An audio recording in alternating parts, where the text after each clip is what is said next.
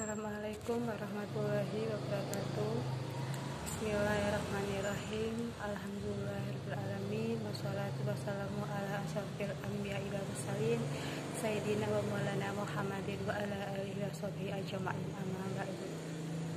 Pertama, marilah kita panjatkan puji syukur kita kepada Allah Subhanahu wa taala yang telah memberikan seribu-ribu nikmat yang sehingga pada hari ini kita masih bisa melaksanakan perintahnya dengan baik. Yang kedua, salawat serta salam semoga tercurah limpahkan junjungan kepada Nabi besar Muhammad SAW yang dengan perjuangan beliau dan para sahabatnya kita masih bisa merasakan manisnya iman dan indahnya Islam. Juga kepada keluarga dan sahabatnya dan para pejuang pengikutnya hingga akhir zaman kelak. Amin amin ya rabbal alamin. Hadirin yang dirahmati oleh Allah Subhanahu wa taala, pada kesempatan yang berbahagia ini saya Anggi Yuliana akan menyampaikan kutum atau ceramah singkat tentang ikhlas. Ikhlas adalah sesuatu yang murni, sesuatu yang tidak mengharapkan imbalan apa-apa. Dalam agama kita, ikhlas adalah melakukan sesuatu karena Allah. Ikhlas sendiri mempunyai banyak sekali dimensi dalam kehidupan sehari-hari kita. Contohnya, ikhlas dalam beramal, ikhlas dalam bekerja, ikhlas dalam mengajar, dan ikhlas dalam beribadah. Nah, itu contoh apabila kita masukkan dalam konteks beribadah, maka ikhlas berarti melakukan ibadah karena Allah. Bukan yang lain, bukan karena ingin dipuji, bukan karena ingin terlihat soleh, tapi benar-benar semata-mata hanya karena Allah Subhanahu wa taala. Allah berfirman dalam surat Al-Baniyah ayat 5 yang artinya, tidaklah mereka diperintahkan kecuali untuk mengikhlaskan agama untuknya.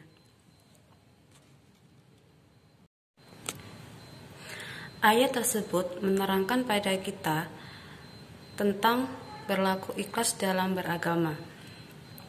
Agama apabila tidak dilandasi dengan ikhlas dan kejujuran akan runyam dan tidak berbekas.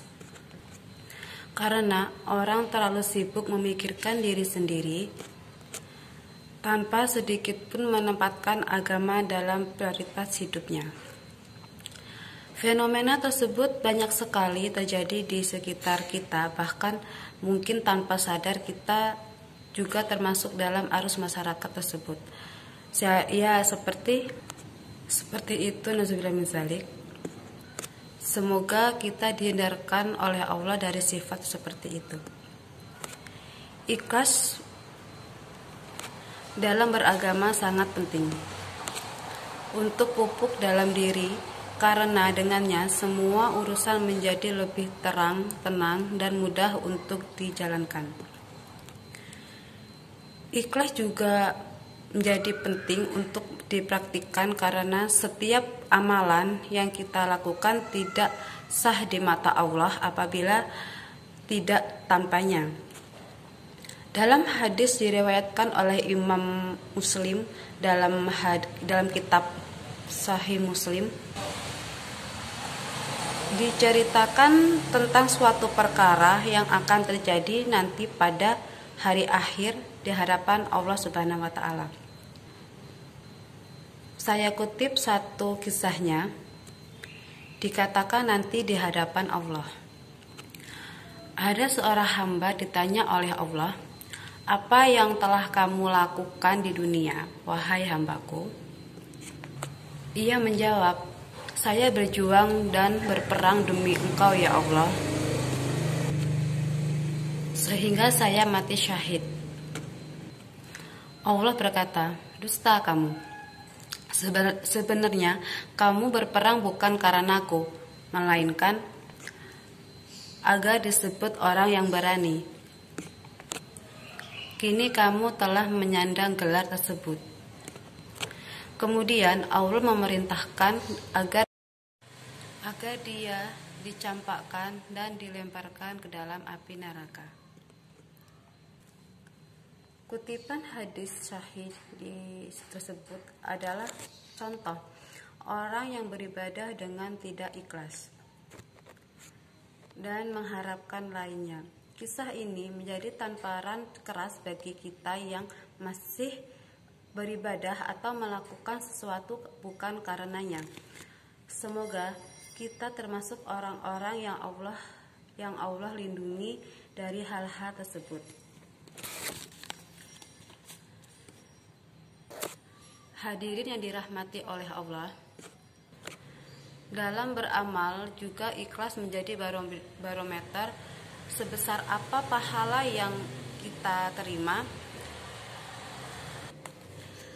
Semakin murni karena Allah dia melakukan sesuatu, maka semakin bernilai amalan itu di sisi Allah. Imam Al-Ghazali pernah mengatakan, semua manusia akan rusak, kecuali manusia yang berilmu. Semua manusia berilmu akan rusak, kecuali yang mengamalkan ilmunya. Semua manusia yang berilmu mengamalkan ilmu akan rusak, kecuali yang ikhlas. Dan orang-orang yang ikhlas pun masih dalam kekhawatiran yang sangat besar. Dari yang saya ungkapkan terlihat jelas bahwa semua ilmu dan amal akan sia-sia jika di dalamnya tidak ada kata sifat ikhlas. Ilmu dan amal tidak dapat dibanggakan. Bagaimana mau dibanggakan? Sedangkan yang ikhlas saja masih dalam keadaan kekhawatiran yang besar. Jadi, mari mulai saat ini kita tanamkan rasa ikhlas kemanapun kita pergi. Contohnya saja, jangan lupa mengantongi ikhlas. Seperti kita sedang membawa uang, jangan lupa menyisihkan uang kita ke kotak amal. Bukan begitu, sahabat? Ikhlas itu tanpa melihat besar kecilnya jumlah uang yang kita berikan. Ambil uang di dompet tanpa melihat, lalu masukkan ke dalam kotak amal. Jangan meraba-raba uangnya, besar kecilnya uang tersebut. Jangan juga diingat-ingat tadi uang lebih kecil ditaruh di atas atau di bawah ya. Dan satu lagi, ingat pesan dari Imam Al-Ghazali. Sifat ikhlas mempunyai prinsip-prinsip dan berhakikat. Jika sudah mencari-cari alasan, prinsip tersebut akan hilang. Nah, setelah memahami urgensi berlaku ikhlas, maka hendaknya kita mulai memupuk dan melatih diri kita untuk ikhlas dalam segala hal itu, semua apapun yang terjadi pada diri kita. Sehingga apa yang Rasulullah syaratkan dalam hadisnya itu tidak terjadi apa-apa pada kita. Amin amin ya rabbal alamin. Saya kira cukup dulu kutum atau ceramah singkat tentang ikhlas ini. Semoga apa yang telah saya sampaikan bisa menjadi bermanfaat bagi Anda semua.